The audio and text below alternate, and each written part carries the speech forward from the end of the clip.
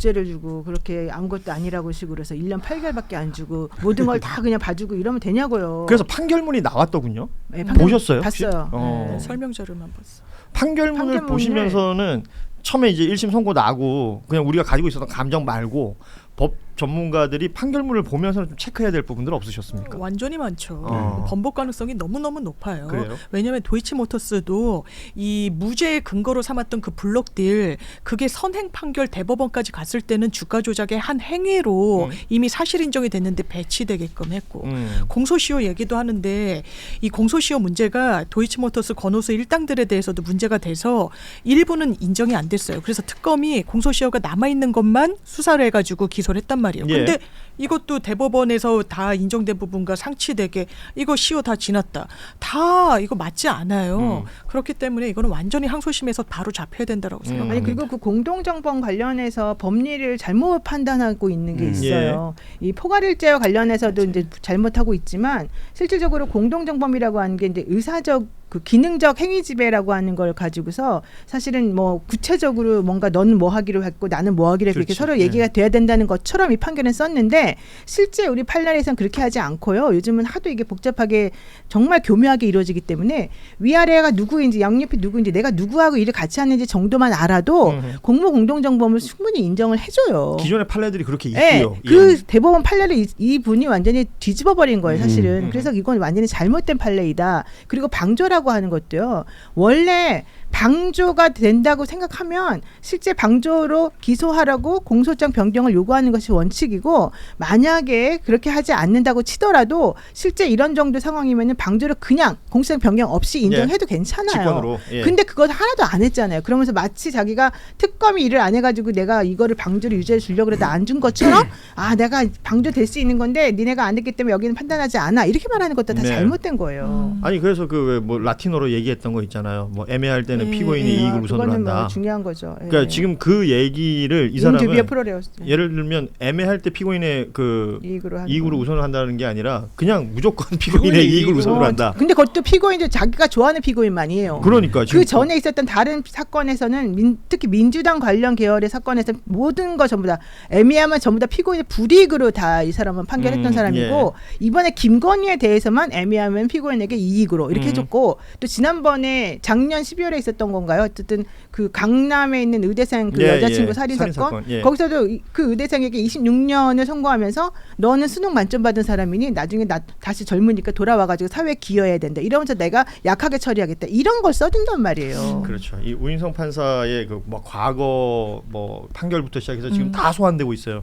그러면서 이제 뭐 유언비어인지도 모르겠고 사실관계는 확인이 안 됩니다만 조희대 대법원장하고 무슨 관련 있는 거 아니냐 뭐 이런 얘기들까지 막 너무 돌고 있다는 황당하니까. 거죠. 근데 저도 그 후배들한테 지금 요 판례, 그러니까 우인성이 지금 판결한 거에 충돌하는 판례들, 앞선 판례들을 좀 찾아보자라고 얘기를 하고 왔는데 지금 그 도이치 관련돼서는 얘기를 했지만 정치자금법 관련해서도 예를 들면 부정한 여론조사를 제공받았는데 이게 이제 계약서가 없었고 이게 이 당사자에게만 제공된 건 아니다라는 취지로 무죄를 준 거거든요. 그렇죠. 이거는 금방 찾아질 거예요. 왜냐하면 이거는 말이 안 되는 내용이죠. 예를 들면 우리가 뇌물을 주는데 견적서나 시방서를 넣는 건 아니잖아요.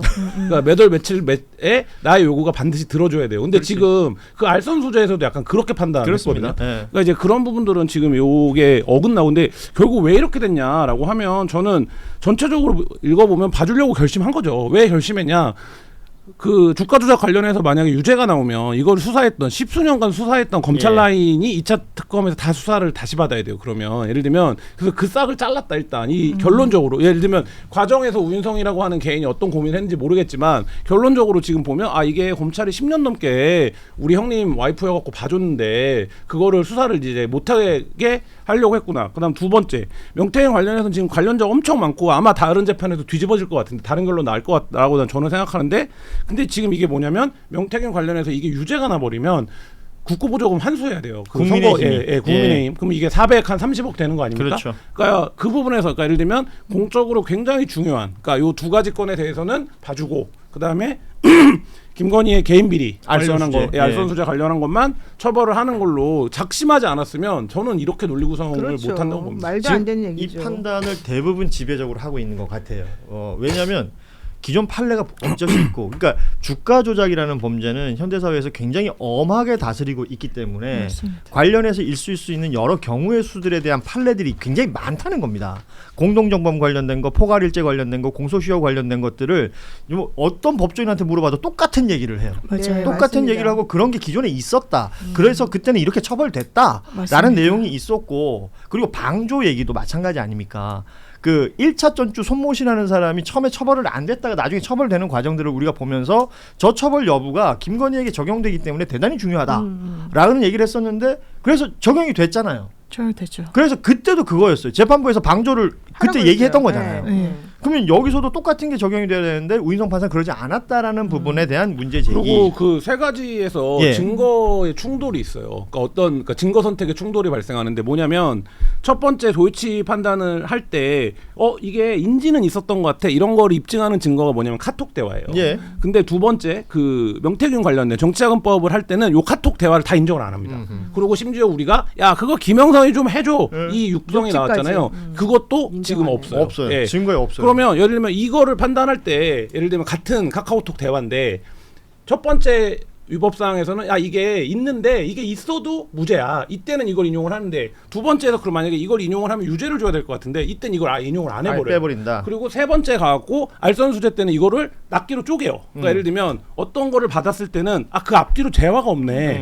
그리고 두 번째 거 받았을 때 요거는 대화가 있어. 심지어 사용감도 있어. 네, 뭐 이렇게 간 거거든요. 그러면 말하자면 동일한 레이어에 있는 증거들이 있었는데, 이 증거에서 이 세 개의 말하자면 위법사항을 판단함에 있어서 이거를 선택적으로 사용하고 있다라는 거죠. 예. 그리고 더더군다나 특검이 물론 저는 부실하게 기소했거나 수사를 잘 못했기 때문에 이럴 수도 있다고 보는데, 예.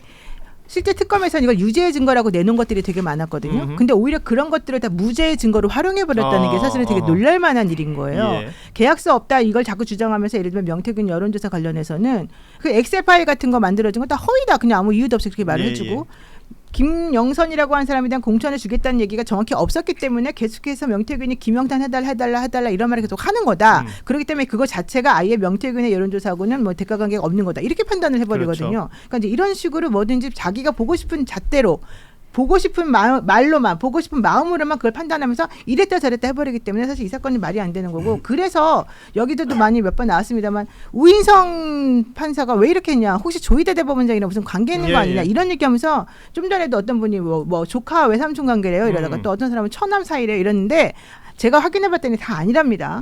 제가 지금 기자한테 좀 빨리빨리 가서 알아봐라라고 했더니 아니라고 합니다. 우리 그 부장이 지금 금방 기자가 동사무소에서 이 기자는 어떻게 확인하죠? 법조에서 엄청나게 뼈가 굵은 사람이에요. 되게 쪼이니까 그냥 대답할 수 있을 원래 수도 나에게 있지. 그런 거 해주는 사람이에요.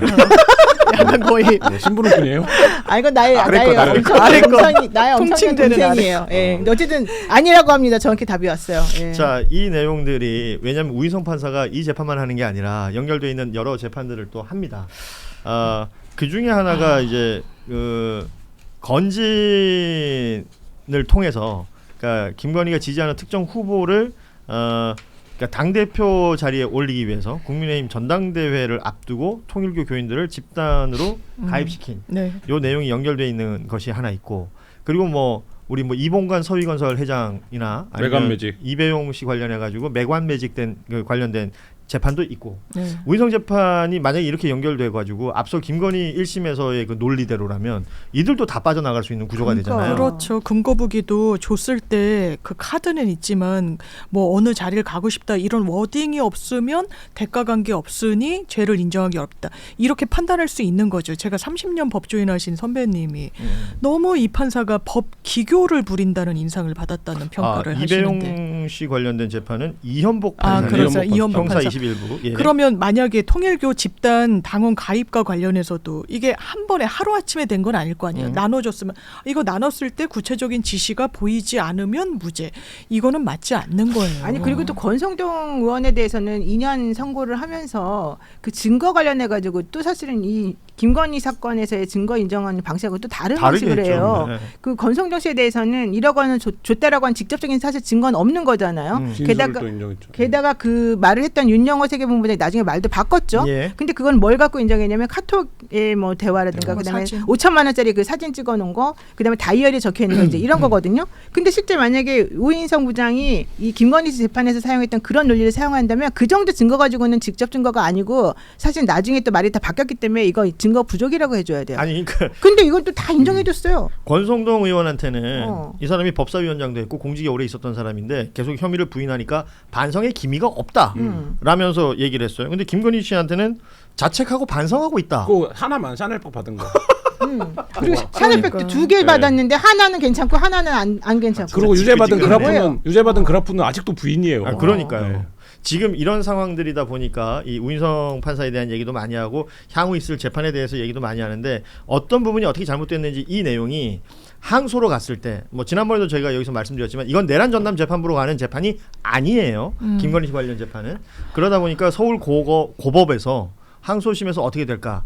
이건 기간이 오래 걸립니까? 아 근데 일단 1심에서 증거 조사를 증인을 불러서 했잖아요. 예. 그게 입증 취지가 동일하면 항소심에서는 상당히 제한이 돼요. 똑같은 사람을 1심에서 했는데 또 왜 불러서 또 불러? 확인하지 않을 것이다. 그렇기 때문에 많은 증거 조사 과정이 좀 제해지고 그러면 좀 빨리 끝나죠. 다만 1심에서 한 부분을 가급적 또 존중하라는 취지의 대법원 설시가 있어요. 예. 그러니까 이걸 뒤집을 정도의 확증이 되려면 이 부분은 조금 시간이 통상의 경우보다는 항소심의 경우보다는 더 걸릴 아니 여지가 공소 있죠. 유지를 하는 특검 입장에서 우리가 낸 증거는 이런 건데 왜 이게 채택 안 해주냐 등등. 근데 예를 들어서 도이치 관련해서는 지금 뭐 형사소송법상의 변호사님 앞에서 주름 잡는 거지만 예를 들면 이거 포괄일죄로 인정해버리면 완전 다 그냥 다른 그러니까 결론이 다 되거든요. 묶여버리는 거 그러니까 아니에요? 예를 들면 그 뭐 간단히 설명드리면 여러 개의 사건인 맞아요. 경우에 공소시효가 살아있는 마지막 건으로 보는 거잖아요. 네, 원래 그런 거죠. 예, 근데 이거를 지금 다 쪼갠 거란 말이에요. 그래서 요거는 요건 방조 맞는데 요건 지났네. 요거는 정범이라고 볼 증거가 없네. 뭐 이렇게 지금 한 그렇죠. 거란 말이에요. 네. 그러니까 이제 그게 아까 말씀하신 기교인데 그 부분을 계속 그 부분의 쟁점이 그거만 더 하나 연결하면 되는 거지. 하나 예. 있는 거고 그다음에 이 명태균 의원 관련해서는 제가 볼 때 이거 2심 판결이 나기 전에 아마 1심 판결이 다른 게 먼저 나올 거거든요. 그러면 이제 거기서 적용되는 논리들이 있을 거예요. 저는 이렇게 되진 않을 거라고 보는데 그 윤석열도 명태균하고 똑같이 연결돼 있는 김건희하고 똑같이 연결돼 맞아요. 있는 무상으로 여론조사 정치자금법 받았다는 위반. 그 재판이 있잖아요. 이게 김건희 재판 하루 전날 이진관 판사가 이걸 하는데 그렇죠. 준비 기일이었어요. 맞아요. 그래서 그 재판에서 이진관 판사는 내일 김건희 선고 있으니까 그거 보겠다 이렇게 얘기를 했거든요. 네. 이게 뭐 연결이 됩니까 그럼? 근데 저는 오히려 그 어쨌든 똑같은 그러니까 사건인데 그것을 이진관 부장 재판부에서 판단하고 저쪽 재판부에서 판단한 거잖아요. 네. 저는 그래서 오히려 이진관 부장 재판부에서는 이거 유죄로 나올 것 같아요. 같은 내용이라 할지라도. 네, 예. 왜냐하면 이제 이 학급심마다 이제 판단하는 방식이 좀 다를 수가 있고 꼭 기속돼야 되는 건 예. 아니니까 그러니까 참고할 수 있겠지만 그래서 어. 저는 오히려 이진관 부장 재판부에서 이 윤석열 씨에 대한 여론조사 관련해서 명태균 씨 이걸 어떻게 판단하는지 저는 이걸 꼭 봐야 될 것 더 같아요. 관심이 많이 어, 가죠. 더 많이. 가르마를 정확히 이게 여기서 타줘야 돼요. 정확한 증거는 그거 아니에요.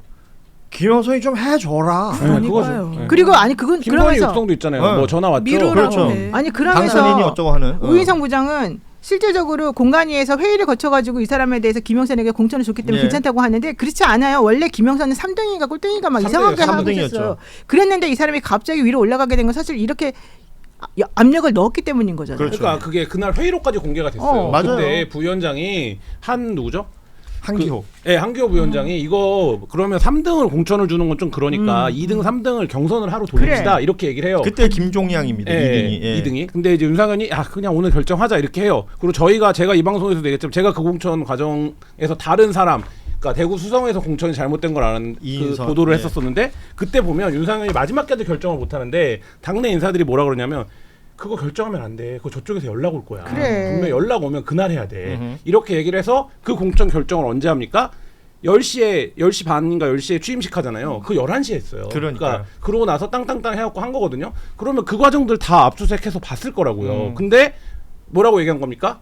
그거 심사했더만. 그래서 투표했더만. 그러니까 이거는 영향을 미친 게 아니네. 자, 그 논리면 김기현 강선우는 왜 유죄입니까? 강선우 수사 거의 못하는 유죄, 그 유죄. 논리지. 그러니까 예를 들면 그런 논리면 그 얘기 모든 다 공천은 나가고 다 있죠. 그렇게 나가는 거죠. 그리고 지금 통일교 관련해서 집단 입당? 아 그거 우리가 당 압수수색 해보니까 다 입당 원서가 있더만 서류가 다 있더만. 야, 그러면 어떡할 겁니까? 적법했네. 네. 그런 거지. 지금 이제 이런 식의 논리들을 이제 뭐랄까요 우인성 판사의 그 판결문 자체의 논리를 깨는 수많은 지적들이 나왔습니다.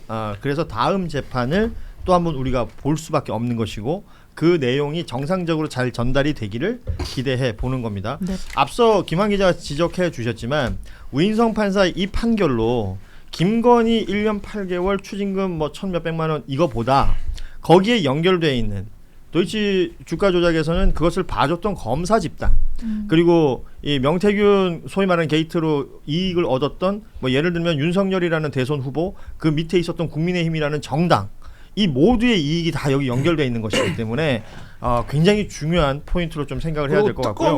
특검 수사 이제 한 가지만 특검이 지금 수사하는 과정에서 윤석열이 그 선거 기간에 불법 사무실 쓰는 게 3개가 나왔어요. 그거 뺐다면서요? 네, 그거가 안 들어가. 네, 그거 안 들어가 있죠. 그리고 또 지금 뭐가 수사가 안 되고 있습니까? 통일교가 집단적으로 그 대선에서 자금 지원가 예를 들면 지금 권성동이 제일 싼 걸로 막아진 거잖아요. 그러니까 권성동이 그거 외에 또 받은 게 있다라는 쇼핑백이 있는데 그것도 지금 안 나오고 있어요. 자 그러면 윤석열의 그 대선을 놓고 결정적으로 나왔던 뼈대가 지금 3가지가 있는데 이 3가지 중에 2가지는 아예 안 들어갔고 지금 명태균 이렇게 처리된 거거든요. 그럼 이거는 특검이 수사를 제한적으로 했다. 이렇게밖에 볼 수 없는 거죠. 예를 들면 특검 자기네 기간 중에 윤석열에게 줄 수 있는 망신은 줬지만 법리적으로는 이 제한적으로 기소한 거 했다. 이거를 2차 특검에서 반드시 규명해야 된다. 2차 특검의 또 중요한 부분을 또 지적을 해주셨습니다. 네. 어쨌든 그래서 우인성 판사는 지금 직권남용죄 뭐 이런 걸로 지금 고발이 됐죠. 어제? 이병철 변호사가 이병철 TV 사이다 해서 얘기를 하셨던 내용이고 오늘 뭐 여러 방송에도 출연을 하셨던데 저한테 물론 카톡도 왔고요.